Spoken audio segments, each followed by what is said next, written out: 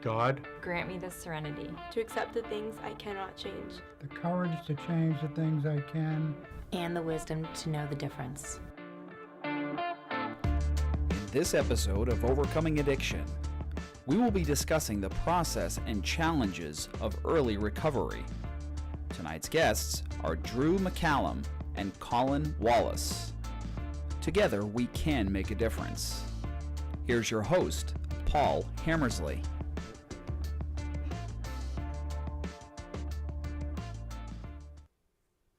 Hi, and welcome to another episode of Overcoming Addiction. I'm Paul Hammersley, and I'm also the president of Malden Overcoming Addiction.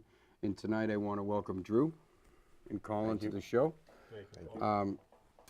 Tonight we're going to be talking about a very important topic. We're going to be talking about the process and challenges of early recovery, what people face, when they make the decision to maybe enter into recovery, challenges they may face, hurdles that come about, and just the all-around struggle of how people struggle at the beginning of the journey. So, Drew, I'm going to ask a few questions, maybe just give me some answers. Collin, you can chime in when you want. So tell me some of the challenges that you have faced in early recovery. Maybe talk about how long have you been in recovery and what it's been like for you. I faced quite a few challenges. I have been in recovery for about 4 months sober. I've been in and out of recovery for a while, probably I'd say a little over 12 years. I never really gave it any sort of honest effort before. So this time there was a lot of challenges, especially being serious. I mean, that was a big challenge just for myself. Over that though, it was getting into a good place, a correct place that was going to help me for what I needed at the time. I didn't need a detox this time around, so I ended up in a 12-step retreat. Which was exactly what I needed to get right into the steps, to get serious, to get honest about me and what were some of the things that were behind my my problems and that led to me using all these years, which was amazing. And then from there, I was fortunate enough to transfer to sober living, which was another big step for me because I didn't really want to go to anywhere after the 12-step retreat. It was kind of, it was a little much for me. So let me ask you this. So you didn't want to make the move because you got comfortable, and it almost became maybe a little bit scary to leave where you were at because you got something under your belt, you got some clean time, but now we're talking about change, and change can be a little bit scary. So maybe you wanted to stay where you were. I did, and I kind of had a battle. Like, I wanted to stay where I was, but I also wanted to, kind of take my will back and just try to immediately jump back into regular life, which I was nowhere near ready for at all. So making that transition, it had to be done. It's amazing. It was definitely the best decision I've ever made. That's great. And Collin, what are some of your challenges that you may have faced, like when you made the decision to enter into recovery? I'd say the biggest thing would probably be fear. Fear behind literally everything. Fear rules my life. So fear of getting sober, fear of living sober. Initially, going into treatment, going to detox, and I've been to, countless detoxes, countless halfway houses, and in and out of jails. And, I, like Drew, went to a 12-step retreat this time. Down the Cape, and like it actually took a relapse. I went out for a day, and me not getting thoroughly honest, like with everything, like right. Stuff from as early on as I can remember, and all like the wreckage of my past, and clearing that stuff up, getting honest with another human being, and God. I know it's a touchy subject, but and it was really, it's like a 12-step program that I do. It's like honesty, open-mindedness, and willingness to take suggestions from other people and know that I can't do it by myself. So how long are you back now? You 2 weeks now, yeah. 2 weeks. I relapsed. Yeah, Nice. I relapsed for a day, and I came back. I got honest about some stuff that I really didn't want to get honest about, some painful stuff, and yeah. That's amazing. I'm really proud of you. That's awesome. Thank you, buddy.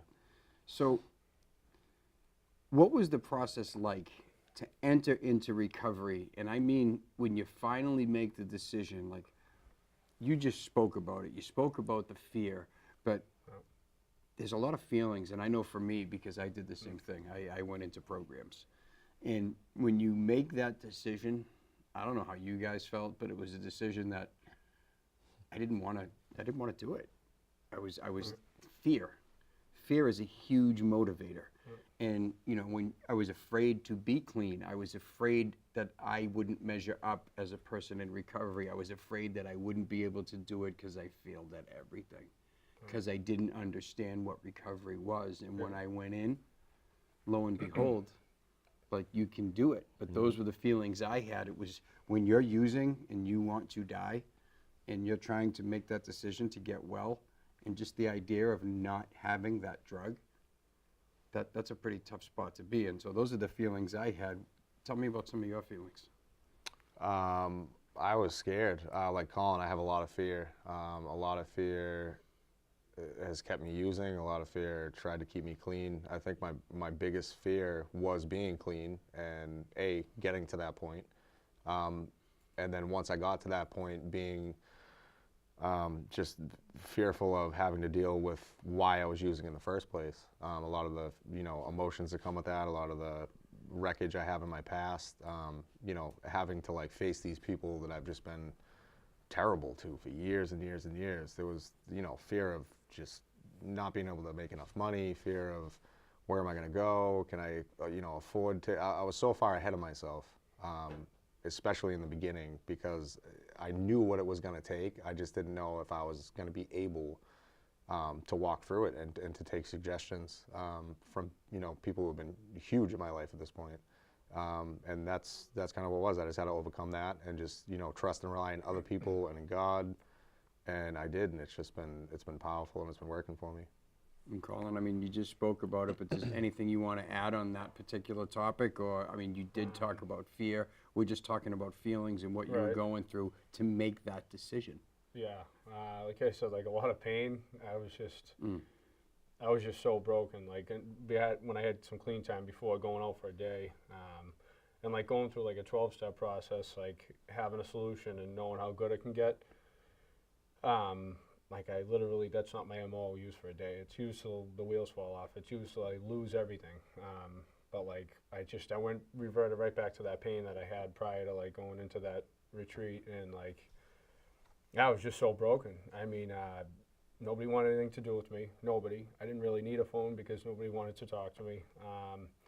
You know, I just burnt so many bridges over the years, and so like the feelings were just like mumbo jumbo. I couldn't think straight. I was just broken, really. So.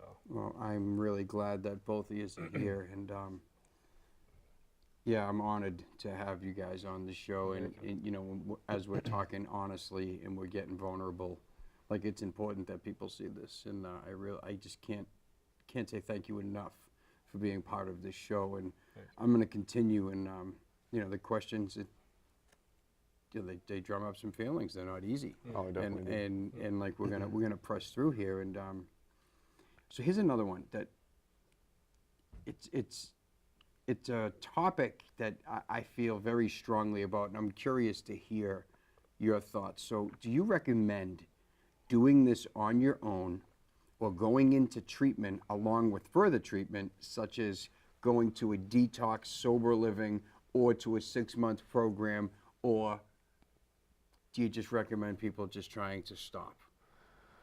I know for me personally, I've tried every which way except for the process of going through detox, you know, a 12-step retreat, sober living. I've tried everything else, and it's been a miserable failure. I've been able to build my life back up previously, trying to do it on my own, and I just destroy it twice as fast, and it's twice as difficult to get back up. This time I did the complete opposite of what I would usually do, and I took people's suggestions, and I did kind of what I knew in the back of my head I should have done a long time ago, but I was at the end of my rope. So for me, this was it. I had to try it. Now going through... So when you say try it and you tried it different this time, what are you referring to? What are you doing? So I went through the 12-step retreat first. So you went into treatment? Yes, I Okay, did. I went into perfect. treatment. Yeah. Okay. I didn't have to go to the detox this time, but I did do 7 weeks at a 12-step retreat. And then, you know, I talked to the people who were running it, and my sober coach and my sponsor and a couple of the really important people in my life, and they told me, you know, you're crazy. You're doing, like, look how far you've come in 7 weeks. Like, you can't stop. Like, you have to continue, and the next step is sober living. Like, if, you know, when, you know, if you think that you're ready for it, and we think you're ready for it, you should move on and take the next step and, you know, gain a little bit of freedom back, and not all at once. You know what I mean? So you're currently in sober living? I am. Yep. And it's working for you? Yes. That's It's amazing. the greatest. Colin, and again, same question, like, how do you recommend doing this, or what has worked for you? Like, do you recommend doing it on your own, or are you recommending further treatment? Like, what do you think is the best recommendation?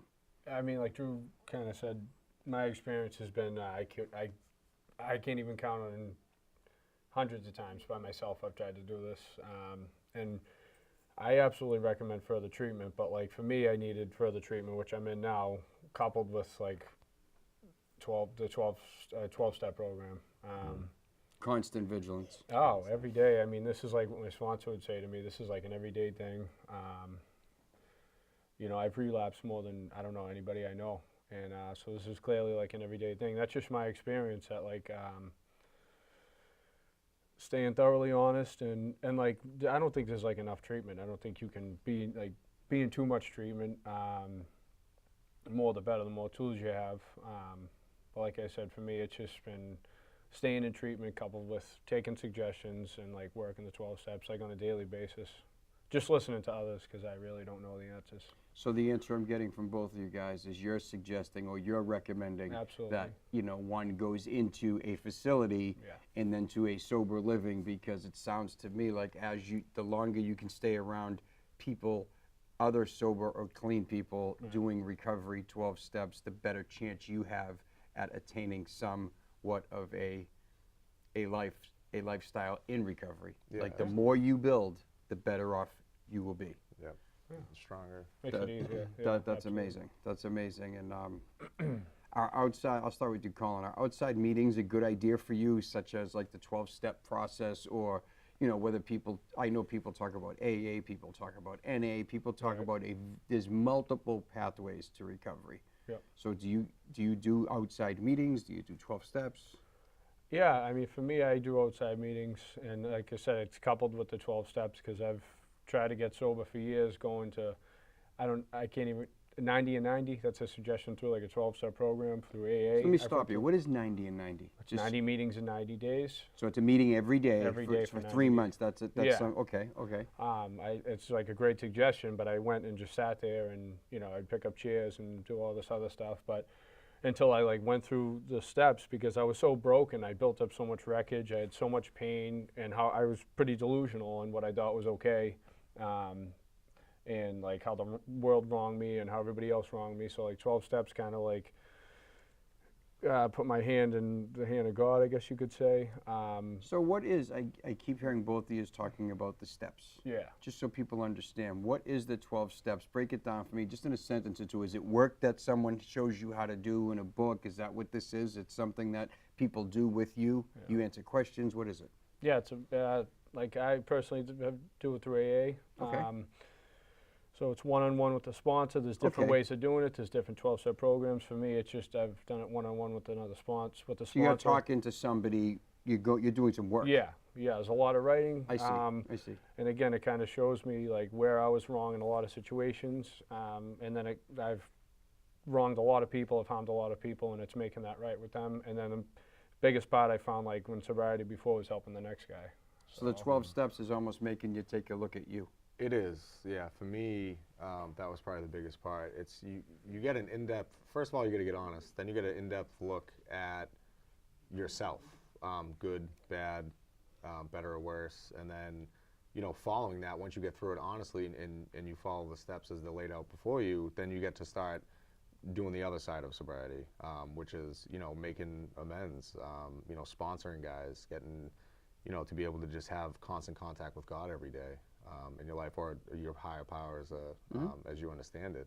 And that's what's going to keep it constant. That's what's kept it constant for me. So from what I'm understanding and what I've learned, step work, for me was just was a guide to teach me about myself, to open up a whole bunch of avenues because I needed to learn what made me tick. Oh, absolutely. And that's where working, like you said, Collin, with a sponsor and with somebody else, you almost have to, we use for a reason. We use of our feelings, and sometimes we have to sit down and figure out what that process looks like. But,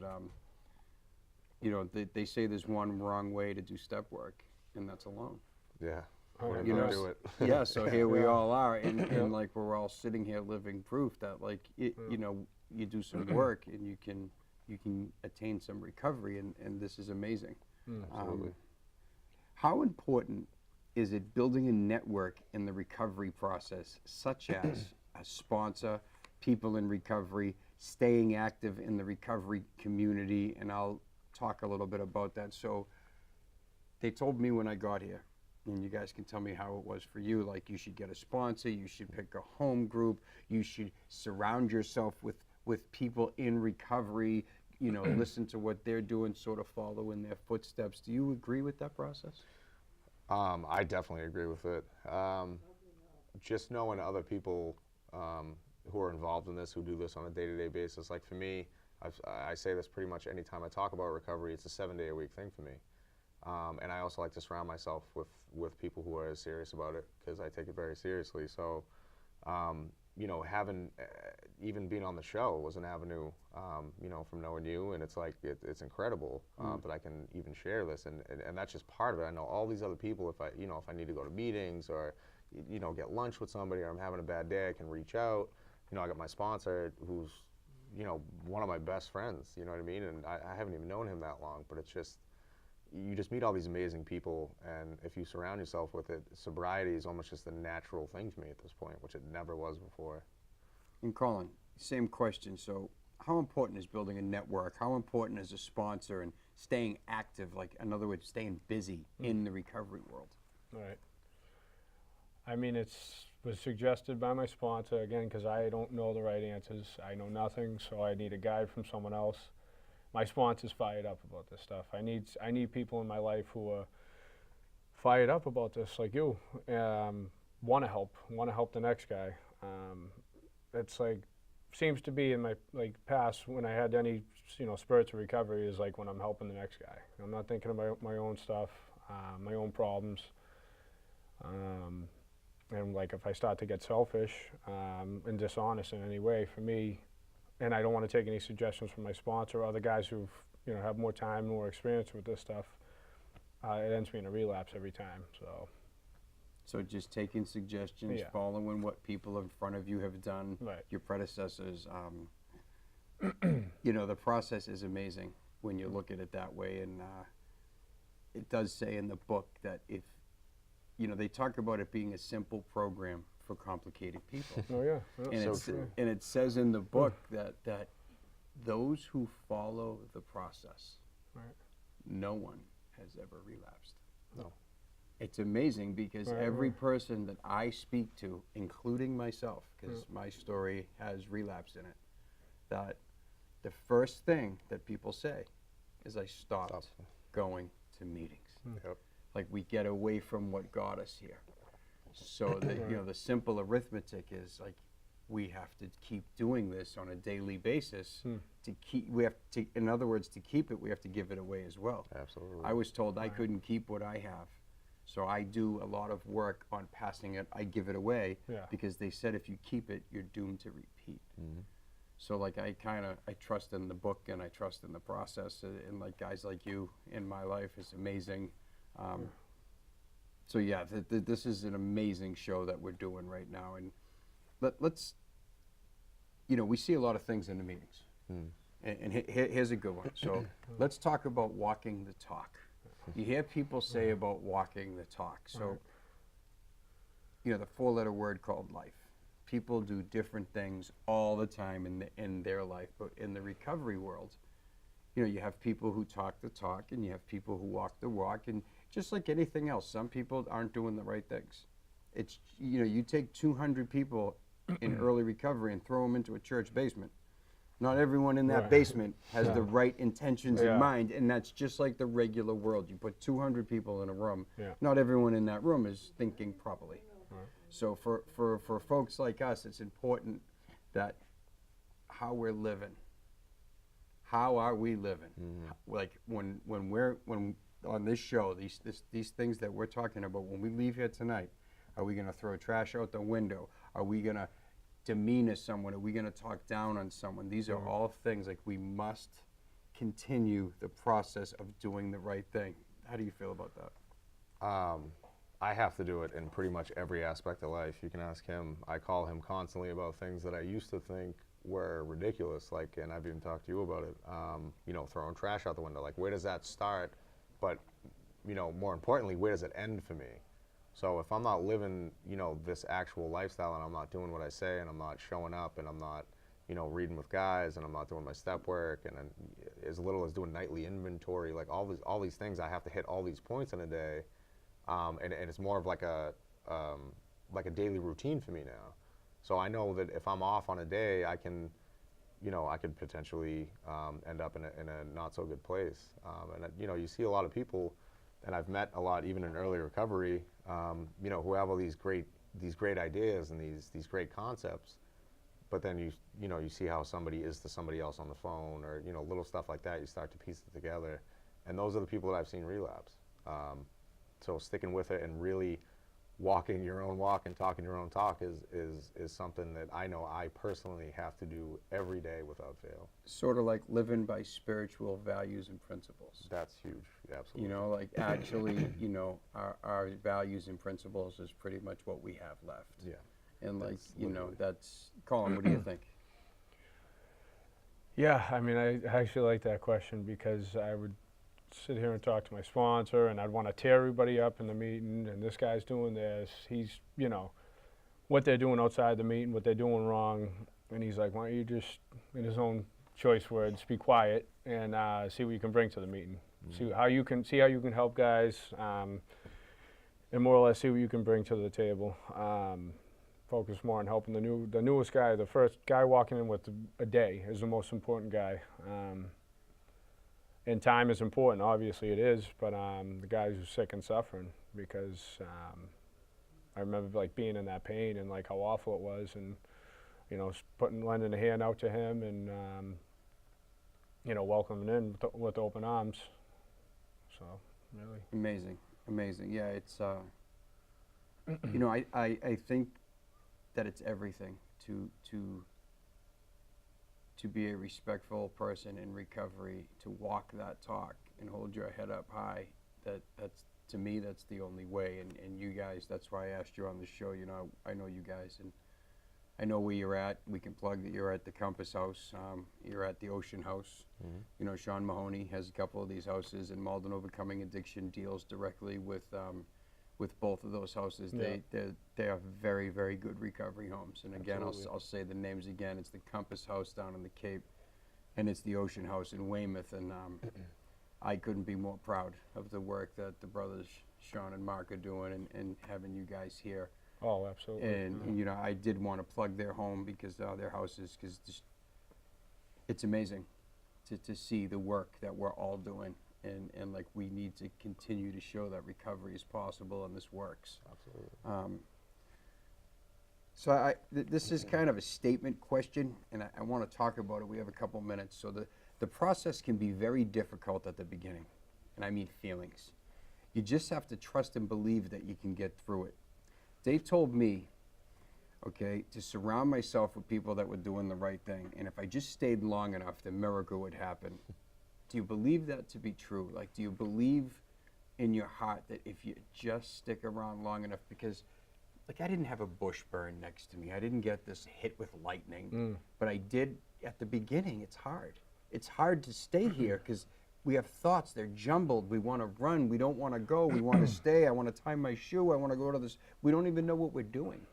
But if we just hang around long enough, like, the miracle will happen. And all you have to do is stay. Just don't use those three, no matter what, 3 words. Don't use no matter what. What do you think? I think that holds so true for me. I was a mess. Once all the, you know, all the drugs and alcohol were out of my system, I was crazy. I felt crazy. I felt, you know, just anxiety, scared, depressed, like the whole gamut. And I heard people say, and I heard you say it, especially like you talked to me earlier, you know, the beginning stages, I was a nightmare. You know, and it's literally if you just stay, and like what I saw was not only just staying, but you start to like get this will, because you're like already in the situation, so you're like, I got to try to put something into it. So when you do, you start seeing this movement, and you start, you know, like getting a little momentum behind you, and you just start feeling good. Like you get these little pieces of good, and it's like you just want to keep doing it. You just want to keep staying. You want to see, you know, where the next meeting's going to take you. If I can get into a commitment, like you just start wanting to branch out, and then eventually you just in it, and it's just That's it. doing it. And Collin, what do you agree with that?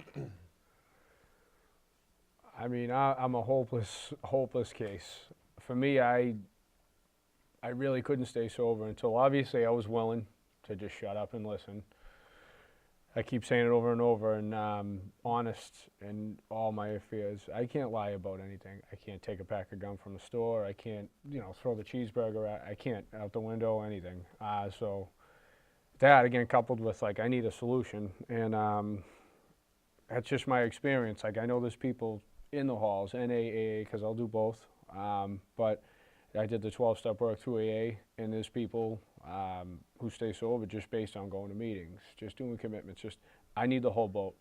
I need a solution because, like, it's a disease, and it was explained to me the disease, like what I really suffered from and what happens, like, when I don't work these steps. Like, no matter how long I've been sober, I have cases in my family, years and years in a recovery relapsing because they stopped doing this work. So, let me ask you. Yeah. You said hopeless. yes. We only have very little time left, so I want to ask you: do you still feel hopeless, or do you guys feel hope today? Today, do we have hope? Do we think we can do this? Are we I do. good? That's one of the biggest reasons I'm here. I feel amazing. Just positive through and through. Collin.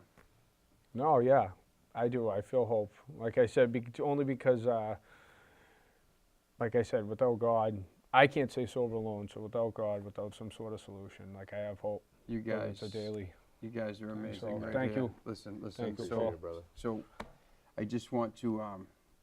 I have to go out with how we always do. If you're out there and you're struggling, and you need some help, you can contact Malden Overcoming Addiction. You can go to our website, MaldenOvercomingAddiction.com. You can visit us on Facebook at Malden Overcoming Addiction, Twitter and Instagram at Malden Overcomes. And again, if you're struggling, there is a way out, and you can give us a call. Our phone number is 781-838-2203. Until next month, thank you.